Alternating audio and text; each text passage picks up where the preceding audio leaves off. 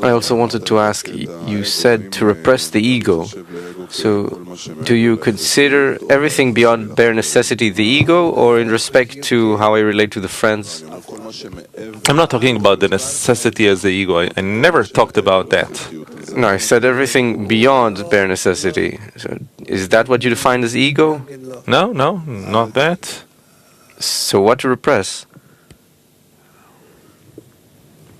We are not talking about the will to receive, that it pushes people to use drugs or to, go out and have fun in pubs or travel or try to make millions. That's not the ego. That is not the ego. This is just a person's will to receive. An ordinary person from this world. The ego, we begin to count it from the moment that we have a desire in us that hinders us from clinging on to the Creator. From that point onwards. Otherwise, it's not the ego. This is why we have no demand or anything from people who are exaggerating in their will to receive. Let it be. If one doesn't have the recognition of evil, if he doesn't yet feel that it's possible to succeed any other way, what do you want out of him? He is managed by the Creator, and that's it.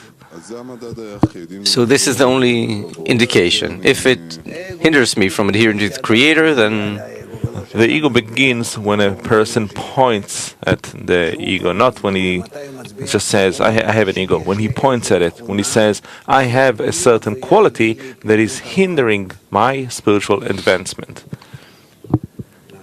You see? Otherwise, why ego? Go to someone and say, you're an egoist. He's going to beat you up. How can you come to someone and say that? I'm talking about myself. It doesn't matter if it's you or not.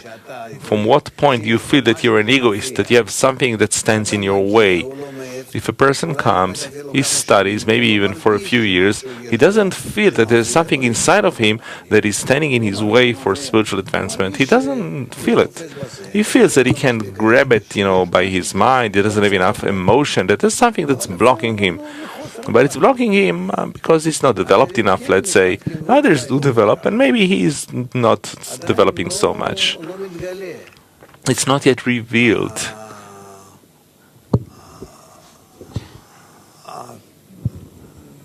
The fact that he is divided in two.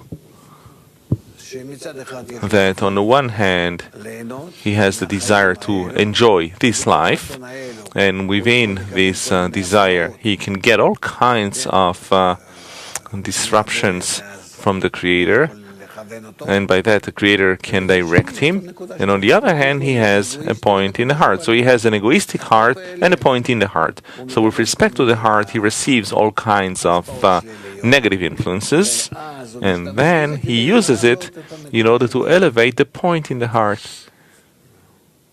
In short, the Creator's influence helps the point in the heart to rise, to get out of the heart, just like that worm that finally comes out of the radish.